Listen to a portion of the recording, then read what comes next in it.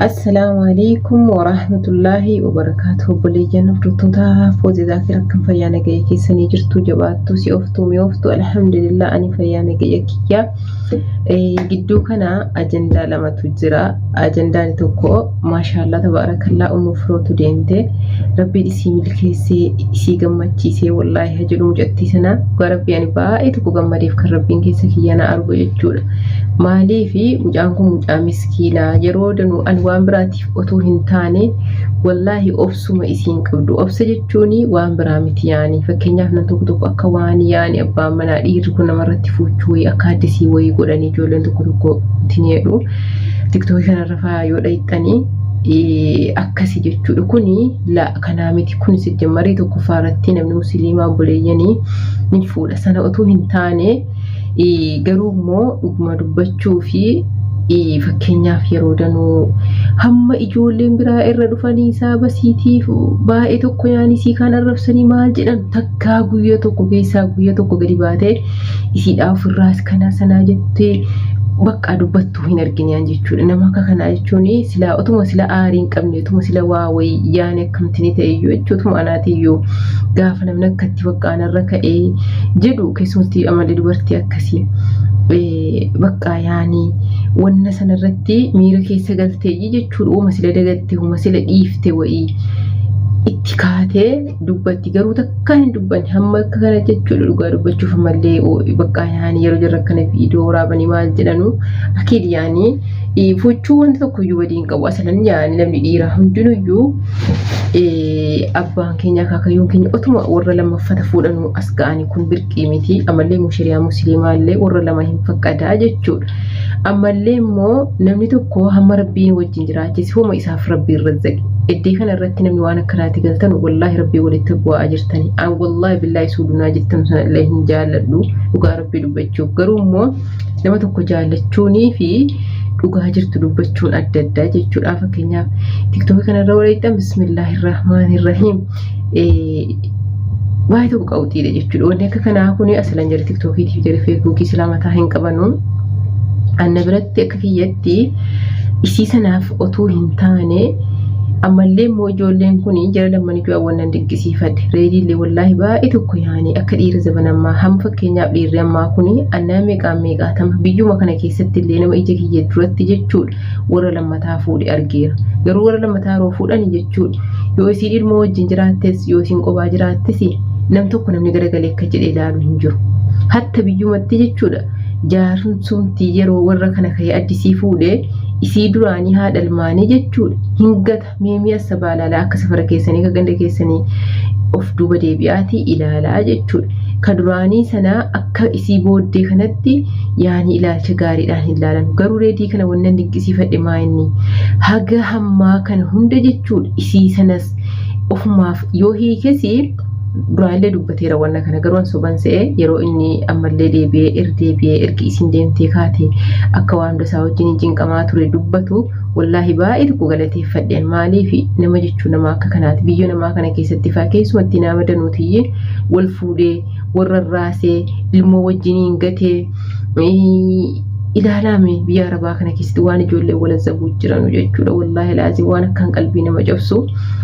gaafa addisii fuudhe jechuudha ka duraanii sana garagaleetu hin laalu ilmoo sanallee ilmoodhuma ofisaatii dhalche jechuudha wallahi hin dagata jechuudha. Hayyee iddee kana irratti mucaanni kun immoo maashaallah tabaarakallaa wallahi nama haqilii qabu yoo isii dhiises yoo warrummaa isii dhiise malee ilmoo isaallee isiillee akkuma waan tineetti jechuudha kabajee waan isin barbaadde godhee fi wajjiniin jira. Ani wallahi dhimma gama kiyyaanii otuu rabbiin jara sana walitti deebisee jechuudha rabbiin jaalala kennee fi waa tokko jarri sun lammanis jechuudha masaanuu lammanis zana fataatti wajjiniin jiraatte baay'ee tokko natti tola inshaallah biidin illaa rabbii walitti illee hadeebisu yaani yoo jari jaala walii qabaatan yoo jari jaala walii hin qabaanne immoo rabbiin umufuudhaaf illee nama akkasiin jaalattu akkasiin jettu ha'iiruu fi isa kanaaf illee gaani silaa waliin jira akkasi jechuudha. Yoomuu qalbiin jira akka wal bira jirtu ta'e wallahi rabbii walitti hadeebisu akka fedhe akka godhee ijoollee kana lamman ana baay'ee tokko qalbii na cabse jechuudha. Yeroo reediin akka jedhu wi bismillah an baay'ee tokko dinqisiifadhe mee asaba laalaa ijoollee keenya nama meeqaaf meeqaatamatu jechuudha gaafa fuudhe garuma galanii ilaalan ilmoo harka qabaatte dhabdees hin morman hin da'u ilmoo sana namni meeqaa tamatu bar kan kootii miti iyyuu ilmootti jedhanii deebi'anii ammallee jaartii kaboodaa kunillee jaartii badduutu taate yaani sitti gorsiti jechuudha. Sitti gorsiti ilmoo keessanillee ammallee asirratti suudunaa jettan kanallee ani dhugaa rabbi dubbachuu fi fakkeenyaaf tu nama tokkooti jechuudha. Ilmuma kanayyuu hammumaa kanayyuu ofitti hin qabdu barsilaa wana qaata ajandaan biraa wayii dhuftee ilmoo isaa kanarratti waan tokko jettee akkasitti jechuudha ajandaan biraa dhufte garuu cubbuudha yaani gaa silas namoota keessa namaa silas nama kamiiniyyuu rabbii tokkicha kan argu ka alaatti immoo yeroo akkatti ilaallu yaani isinis nama amma kana hamtuu hin fakkaattu jechuudha. Akkasi wallahi baay'ee tokko gammadee fi mucattiidha baga rabbiin nagayaan bi ammallee immoo wanni sidhaa gammadeen wallahi maashaallah tabaarakallah imimmaan qabachuun nan dadhabe maani wallahi billahi waan dhugaa rabbiitiif buleeyanii isa inni jechuudha isa isiinii ilma isiitii wajjin hin deemte. Otoo ilmoon sun itteetii akkam qalbii cabdi yoo akkam ta'e jechuudha fakkeenyaaf sun haadha rumaati miti qalbiin hin amantu sun yoo abbaa ta'e sun immoo yoo akkamiyyuu jaallataa oolte ammatuma anaatiyyuu qalbii hankee jechuudha. Otoo mucaarraan kun waan addatti ba'uuf yookiin mucaa kana dhiiftee kadeemtu ta'eeti akkam qalbii si cabsa wallahi rabbiin bismillah maashaallah tabaarakallah wallahi rabbiin si dhaafataa isu ammallee baay'ee tokko milkooftee maaliif ilmoo dhumtisiisuun itti cituu dhabuuni ana baay'ee tokko mujjiizaanati ta'e akka waanan kooti wayin gammade maaliif wallahi daa'ima ofii gattee guudeentu akkamsitti dhaga'ama jechuudha. Kanatti maatii kee haadha kee abbaa keetti jechuudha. Gattee deemtuyyuu akkamsitti dhaga'ama otoo waan wanni kun yaani yookiin mamnu'a ta'e isin qofittiin kan qobaa deemtu ta'eeti wallahi namni illee qalbii cabaa isiillee akkamatti qalbii cabdii jechuudha. Amma immoo maashaallah tabaarakallah isiillee daa'imni isiillee waliin deemanii wallahi rabbiin isii milkeessu daa'ima isii sanallee rabbiin iddoo guddaadhaan isiidhaaf haga inshaallah bi'idinillah. Ammallee ajandaan kan biraan qalbii nama cabsu tokko immoo waa ijoollee Harargeeti jechuudha. Subhaanallah yaa obboleeyyan ani wallahi viidiyoo sana ilaalee imimmaan qabachuu dadhabe. Subhaana rabbi ani baniin aadam kuni maaliif addii kana dila kana garaa walitti jabaatamee meeqoyyaa wii subhaana rabbi wallahi jechuudha. Ijoollee Harargee kana ayyaruma jarri dhufanii obborraa jaarsoo iituu maarree dan wayiiti jarri maali jee 12 minaamini jedhan kana wallahi yeroo sanan sodaadha yaani maani yeroo danu ijoollee Harargee kana gadwaan nama namatti dhufuun hin qabu. Harargeen baay'inaan biyya keenya keessa jiran wallahi baay'inaan jechuudha. Ani ergasii Harargee jira biyya keenya keessa jiran kana Harargee jennaani wama jarri biyyuma keenya qofaa sara qofittiin si'a malee waan jarri dabalataa akkatti biyya biraa ittiin jiran se'u yaani booda kana niyyi ergiin biyya kana dhufee ka'e yaani biyyi jarri kuni biyya sana Harargeedhaa kaanii akka jarri biyya Jimmaa dhufanii bare yaani ergiin biyya kana dhufe jechuudha. Yeroo sana wallahi baay'ee tokko indalkisan yaani akka malee bichuma sii tokko nama wallollaanii safaadhaan tokko ittiin hin jiru mancaa kana fudhatee namatti ka'u jechuudha. Anan sodaadha akka malee sodaadha keessumatti dubartii jira wallahi billahi mana baaburaa kana jalatti jalaan daba beeyte shiita kana akkatti sassaabbatanii kaanaanii bismillahirrahmanirrahim andu'ee malee sodaadha yaani na wallahi viidiyoon jarri hojjetan kun gocha fokkataadha jechuudha. Gocha fokkataa an fakkeenyaaf yeroo danu Arsii fi Jimmaa wal jibbitii jedhan Arsii fi Jimmaan asalaanii miidiyaa kanarratti wal jibbiti malee wallahi jechuudha. An fakkeenyaaf biyya kana keessatti an ijoollee Arsii ijoollee Jimmaa baay'ee tokko argee jira. Nama miidiyaa kanarratti wal jibbu malee jarri lafarratti jechuudha. Wallahi akka jarri wal jaallatan obboleeyyan tiruudha jetta jechuudha. Abadan alhamdulillah rabbil alamin akka miidhaaddii kanaa walirraan hin geenye garuu jarri kun Harargee ta'anii jechuudha. Yeroo meeqa Harargee farsiillee walloltee walloo farsiillee walloltee garuu hundi jiraayyuu gocha fokkotaa waadhan walirratti hojjetanii inni kun ana keessaa daangaanatti dhabi'an wi bismillahirrahmanirrahim yaa rabbi wallahi abaarsan abaara inshaallah bi'idin illaa hin taqabbalama. Ammallee obboleeyyan abaaraa wallahi namni nama miidhe nullee abbaa fedhe yoo ta'e namumti nama miidhe akka rabbiin nama sanallee miidhe gumaa kana baasee jechuudha. Otoon turin ife igdaa ijetti keenya kanaan nu agarsiisutti du'aa kanadha. Nama kana inshaallah rabbiin balaa inni quban qabne itti buusu. Nama harka kanaan mucaa kanarraa qaama isaa kana muremu ani wallahi obboleeyyan ayyaruudha numoonni nama kana keenya kana dinqisiifadhuu feemisiisa ta'uu ustaada jennus haa ta'uu qeesiisa ta'uu jechuun nama Oromoo kan yeroo waa ajandaan bibbicuun tokko dhufe isa silaa duukaa fiigan isa silaa duukaa kurrifatan dhiisanii waan biraa duukaa iyyuu jechuudha namni keenya. Wanni kuni ajandaa isa cimaa ta'uu qaba. Maaliif jennaani ijoolleen keenya hin beektan ijoolleen holiyyiin suudii kuni takka bicuu jedhanii ji'a 2 ji'a 3 ta'anii sabahal keer waliin jedhu jechuudha. Hin beektanii. Yeroo meeqaa ta'a marra Jimmaa Farsii marra Arsiidhaaf Harargee marra Arsiidhaaf Walloo akka kanatti waltumaa ba'an beektanii. Kana amma ijoolleen kun ammas takka jennaan wal qabatan jechuudha. Gaafa ijoolleen kun wal qabatanii jedhanii walitti deebi'anii wal qabanii miidhagaatii ammas lammaffata ijoolleen gocha kanaa walirraan godhuudhaaf moo haga'anuudhaaf moo nam tokko namni gadi ba'ee wanni akka kanaa kun hin fokkotaa jedhee jara sanallee waamanii yoo seerri waan hin danda'ama ta'e jechuudha. Yoo seerri waan fakkeenyaaf namni qaamaan qabu wanni tokko gochuu hin danda'u. Wanni kun miidiyaa laayivii irratti tiktookii irratti tiktookiin immoo akkaawuntii qabaa akkaawuntiin nama mataa ofiitti banate qabaa wallaahi qabsiisuun jechuudha. Bichuu tokko wayiitii jechuudha. Akkasitti duukaa deemtee qabsiisuudhaaf dandeettii qabda jechuudha. Qabsiiftee hidhaa jabaa yookiin ajjeechaa akka ta'u jechuudha. Wacha kana tokko tokkoon suuraa kana wajjin shorxaa tokko kennate namni kuni abbaan tokko yeroo waa tokko ta'u jechuudha. Wallaahi kalammataati ijoolleen hin dadabatti kan kutaa inumaayyuu akka obboleeyyaniitti wajjin jiraatan. Garuu namni keenya wanna kanarraa nam tokko namni baasee wanna kana laa hin ta'u yaa obboleeyyan dhiisaa jedheellee ijoollee kana gorsuu jiru hin jiru. Ammallee namni wanna kana jechuudha akka seeraatiin illee akka haasa'amu fakkeenyaaf maannoo ejensiitti jedhamtu tokko jirti miti.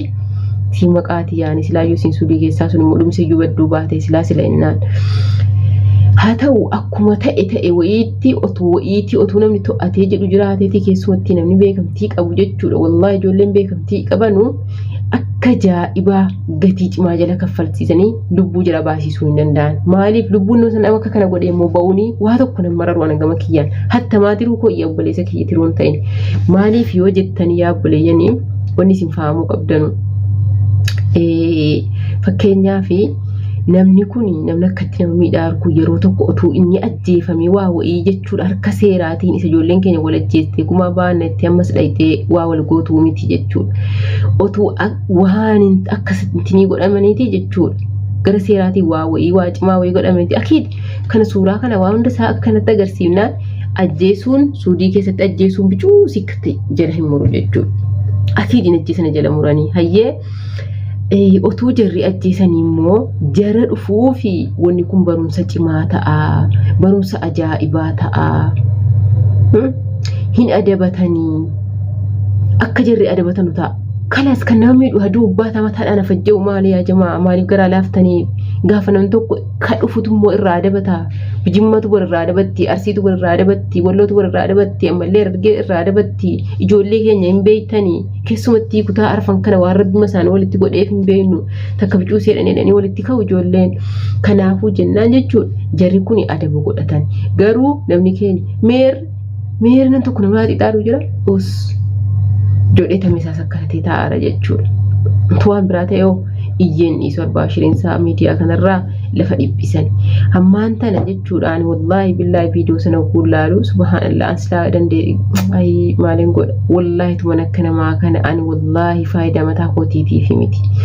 Otuman akka namaa waa wa'ii sagaleen koo kun ka dhaga'amtu taateetii jechuudha. Wallaahi gumaa mucaa kanaa waan fedhe baasee jechuudha. Akka inni namni gocha kana godhe yaanii akka inni qabamu yoo waa biraa dadhabe akka inni qabamee hidhaa suudii sana keessatti jechuudha viidiyoon irraa waraabamte hidhaa yeroo dheeraatiif hidhamullee gochuu hin dadhabu jechuudha. Garuu maadiri ijoolleen keenya waan akkanaa irratti maaliif calleessu? Ana gaafii natti ta'a bara. Mee yaa jamaa kana maal jenni? Rabbi maaliif akka kana wal nu jubbisiise qoyyaa hamma fakkeenyaa jira soddaa kana yoo ilaalle ani yeroo danuu waan kanarraa dubbadha jechuudha. Mee ilaalaa ijoollee jara soddaa akka jiratti wal jaallatan takkaa ijoolleen jara soddaa waa walitti godhanii gochan taane wal godhanii jennaan dhageessaniittu argitaniittu eenyuun miidhani nuyi yaani takkaa jechuun deebi'anii waan taane gochan taane walitti hin godhan garuu ijoolleen keenya namni keenya kunoo subhaanallah walumatti deebi'a kun arsiidha kun argeedha kun jimmaa kun walloo akkasii jechuudha akkasitti walitti deebi'an ijoolleen wal fixuu jiran hamma lolee ijoollee suudii jiran kanaa keessatti naa meeqaa tamaddu'e bara darbee akkana muka fuudhanii akkatti jechuudha mii akkam ilma dhiiraa namni muka gurguddaa sana fuudhee qaama walii keessa ka'a gocha fokkattuu addii kanaa walitti hojjetanii yeroo sana gaama tokko iyyameerayyuu miidiyaa kanarraa hin dhiifame jechuudha faayidaa tokkoon godhanne hammaan tanallee ammallee akkasi hadaraa yaa jamaa wanna kanarraa yoo isinii danda'ame wallaahi jechuudha gadi ba'aa kurrifadhaa gadi ba'aatii kurreedhuma kurrifadhaa waan ta'anuu miti inni kun borii akka kana hadha arar jira lamantoo wal muranii maa jennee dhiifna miti wanni kun bor akka inni nu dhufu jechuudha akka inni nu dhufu laa shakkii tokkoon qabaatinaa awwallaa akka tokko na sodaachisaa boramma ajandaa bareedaa baasaniiru hamma gaafa jalqabaatiif jechuudha eenyuun ijoollee wallootiif ijoollee arsiituyyii muka qaama wal kaa'u baasan booda kana akka ajandaa ta'ee hundi jara laayibirii ol fidanii akkas godhaa hin baane ammallee wanni kun akkuma sanaaf deemaa jira kanaafuu jennaanii sa'aatii kana ka'aatii hamma isinii danda'ameen kurrifadhaa iyyaatii jechuudha sagaleen keessa yoo dhaga'amti keessumatti jirri sagaleen keessa hin dhaga'amtu rabbiidhaati wanna kanarratti afaan keessan hin qabatinaa yaa jamaa waan biraa irraayyuu naasaa hartanii mii kun isin gubuu ani wallahi billahi jechuudha fuuldura kootiillee na dabuu didee maalan beeka ani wallahi akkatti qalbii na cabse bismillahir rahmanir rahim akka otoo obboleessa kee ta'e mi'a sabiilaale kalas otoo ajjeesanii jiraatanii bar kanaa mannaa jechuudha akka barana mucaa ijoollee babbareedduu sana jechuudha ajjeesan sana amma ijoollee babbareedduu akka sanaa jechuudha barana akkasitti dhabnee dhiifnee otoo ajjeesanii wayyaadha kadu'e sana wayya kaakkaatti jira lubbuunsaa hafeerra maanni kalas namni tokko gaafa qaamni saalaa isaa itti citu ilmi dhiiraa mee ati jechuudha otoo obboleessa kee ta'e otoo abbaa kee ta'e miimi asabiitu laal otoo ilmoo kee immoo ta'e maali kanas faayidaarraa ba'e ilmoo argachuurraa ba'e warra fuudhee bultii jaarrate jiraachuurraa ba'e ilmi namaa kun immoo hundinuyyuu jechuudha dhiiras ta'e attanu dubartiin kuniyyuu abbaa keenyaa jennee haadha keenyaa jenneeti miti wanti nu biyyaa baane bultii gaarii ijaarranne abbaa manaa keenyaa wajjin jireenya bareedduu jiraanne hammallee ilmoo rabbi nuu kennee jireenya bareedduu jiraachifna isa jedhudha jennee jechuudha biyya keenya bareedduu sana haajatu agaarumu namni biyya ofiitti yoo akkam rakkanillee kabajaa qabnaa jechuudha biyya sana dhiibnee wanni nu baaneef maali sababni isaa sababni nu biyya keenyaa baaneef jechuudha sababaa rakkina keenyaatiifi jechuudha yaa jamaa dhaga'aati isiniif hima ammaan tana rabbii keessan ofirratti sodaadhaatiyyee ilmi dhiiraa kun yeroo akkana ta'u mee fuudhee ilmoo horachuuttiis ba'e warra isaa bulfachuuttiis ba'e maali wannummaan ni cinqamuuf wannummaa kanas yaanii du'eera inni jechuudha lubbuu isaa qofittiitu keessa jirti malee du'eera ammallee fayyaa isaarraa dhabe jechuudha fayyuma isaa jireenya isaa kana balleessan kana mannaa utuu al tokko ajjeesanii morma isaarraa kutanii wallahi kana hundarra gocha fokkattuu kanaa kana hojjechuurra silaa baay'ee tokko wayyaadhaaf akkasii obboleeyyan wallahi ijoollee keenya kana ibboonuma garaa wal jabaatee katti jechuudha wal miidhu kana abbuma fedhe haa ta'u jechuudha kutuma fedhe keessaa haa ta'u rabbummaan balaa jarri quba hin qabne samaawaata kana keessaa itti buuseen waa agarsiisu ani kana wannan rabbii kiyyatti madhu wallahi billahi yeroon salaata rabbii salaatullee jechuudha ana akka waan obboleessa kiyya tiruu kiyyatti hojjetanii wayinatti fokkaate wanni kun na gubee ibidda kana natti qabsiise wallahi billahi kuni uummata akkamii silaa bineensa moo nama uummanni akka kana wal godhu yaa jamaa bari ijoollee biyya tokkooti sanuu arargee jedhaman hundi jiraayyuu uummata bineensa jechuudha uummata bineensa wi subhana rabbi ya rabbi ya gooftaa ko alhamdulillah rabbil alamin wallahi takka rabbu baguma dubartii kana taayisen jedhaan maaliif jennaan dubartii yoo haga fedhe wallolti fakkeenyaaf jechuudha wallahi annami dhumiti namni waan fedhe yoo namni hojjete yoo namni fakkeenyaaf ijoolleen danuu yeroo tokko wallahi billahi waa'ee abbaa manaatti zayitii naquu kana dubbatan yaani fakkeenyaaf abbaa manaatti zayitii naquu zayitiitti naqxuu minaamin waliin jedhani wallahi ijoollee danuu jiran yaani nama gurgursullee nama ofii isaatiif illee abbaa manaa koo kan ta'e an zayitiitti naqa minaamin jedhee nama karoorfatu an otuu namiidhuu miti jechuu wama fedhe ilaa inshallah la billah akkatti fudhee morma kan koo kanarra kaa'e gocha fokkisaa akkasii wallahi tuma nan godha jedhee hiyyaadu jechuu wama fedhe yoo namni godhe maali boon jedhee hambaniin aadam zabana kana addii kana garaa walitti jabaate addii kana waan fokkataa seenaa takkaa hin jirre nu oromoodha ansa kana bar wannummaan oromoo kana na jibbisiise kanaan asin jettan oromoo jettanii oromoo kanaan aaddattanu jechuu wannummaan oromoo kana na jibbisiise kan mi jirumti soddaa maal nuun jedha yeroo akkatti nu laalan mi maal nuun jedhan jarumti wal nyaachuu alagaa ofirraa hin dandeenyu walitti deebinee waliin dadhabu alagaa ofirraa ofuun deebisuu hin dandeenyu walitti deebinee waliin dadhabu beekaa keenya wallaalaan keenya kana maali silaan jedhiyaan ummatuma akkam rabbi nu kalliqe way rabbi arabumti kunoo amma dheengaddas jedhanii beektanii sunillee ijoolluma argeeti yaani subhaanallah mucaan guddaan jechuudha ni gidiraaseen mana taasirratti ofirra buufatee guturaa ofirra keewwatee dawrii uffatee jechuudha suuraa ka'e sun suuraa isaa argeanillee mucaan guddaan dargaggeessii qancaraan sun jechuudha mucaa sabiyyii waggaa 12 ajjeesee qalee ajjeesee jechuudha du'aasaa lafa kaa'ee suudii keessatti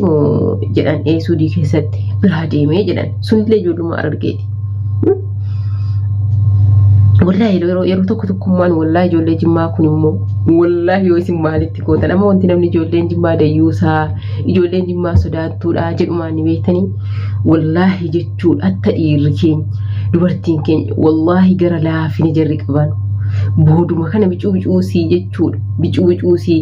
kutaa biraarraa ilaallatanii gara jabina akkanaa kana ol fudhatanii malee wallahi gara laafanii bar mii rabbii jedhaati alhamdulillahi rabbil alamin namni addii kana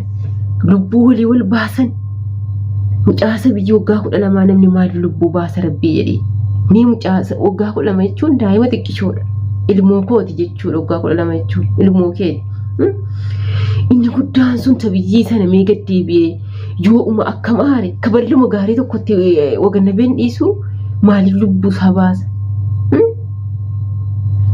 maali sababni inni lubbuu isaa baasu inshallah rabbi lubbuu isaa keessaa baasu akkasitti jechuudha lubbuu gurbaa sanaa baasee mucaasa biyyii kan akka nama lubbuu nama cimaa tokko baasee lubbuu mucaa sanaa baasee daa'ima sana achi baqatee deemee jechuudha wii bismillahirraa suudiin akkana nuun jettee suudiin maal nuun jettee suudiin akkana nu goote wallahi uummanni suudii jechuudha keessumaan keessatti uummanni suudii kun kan Itoophiyaa kanaa kanuma wajjiniin jiraatan jechuudha uummata Itoophiyaa kanaa wajjiniin wallahi nama gaarii ta'uu jiraati amma dhiyoo kana namichi tokko Itoophiyaa dhaqee sawwaree yaani iddee wayii sawwaree iddee gamma manni wayii ijaaramee taraatti iddeen sun maashaallah akka tokko dasna itti anayyuu achumaan iddee kana shuufuu yaa jamaa Itoophiyaan akka kana taatee minaamin jedhee jechuudha snaappii gadhiifate wallahi koomintii arabaa kana hundisaa jechuudha yoo dhayxanii ilaaltanii an akkuma tokko anjila deemee fayin arabaa kana ittiin baqqaa yaanii nan arrabsaa maalin jedhaa akka waan jarrii wanni kun garuu jarrii waan beekanuu jedhanii dabar akkumatti Itoophiyaa dhayxanii isin sodaattanuu jedhan Itoophiyaa akkamtti dhayxanii isin sodaattanuu wallahi koomintiin fayyaan Itoophiyaa nan sodaadha jarra akkas godhanii jarra akka biyyi jiraa nagayyan qabu yeroo hunda biyyi jiraa kunuu attaa shaqaalaan kun illee maraatuudha bar waan hunda kana arabatti miti beeyta shaqaalaan koo isa manni irraa fudhatame sana fa'aa isa yeroo manni diigamu akka namanni diigamee nageenya akka hin qabne akka kutaa tokko akka itti wallollu kana itti himtee jechuudha akkana itti wallahi sanallee barreessite jechuudha qaalattiin tokko akkana jettee edii guyya gaafa sanaati jette shaqaaluma kan koosanayyuu deebiin sodaadhaa jette jechuudha kuni maaliif akkatti namni illee nu sodaataa lagaa illee gocha keenya irraan jechuudha saabaa nu baalagee ta'an irraan hadaraa dabadhaa yaa obboleeyyan rabbii keessan ofirra sodaadhaa akiraa keessan sodaadhaa yoo haga fedhe taatan tokkoffaa irratti galuun keessa hin oolu ammallee immoo jechuudha yeroo dargaggummaa kana machooftanii dhuydanii akka barbaadan wal gootanii jettanu wallaahi jechuudha guyyaa isin gaabbitanii lakkatti quba nyaattan jechuudha ifuma duniyaa kanarra teessanii gaabbitee waan kanarratti akka malee gaabbitee isheen haftutu jira jechuudha gaafati nama kana otuma inni lubbuun jiraate iddeetti argitee araarfattu hin jirre jira ammallee immoo rabbiin ijumaan nama laala waan fedheetu jetti rabbiin iddeetti jettu isaatti qiyaamaa yeroo sana sitti buusee waan fedhe sitti gochuu hin dadhabne maaliif xaxxeedhee jaansi laala jechuudha sirraa kaffaluu jedhee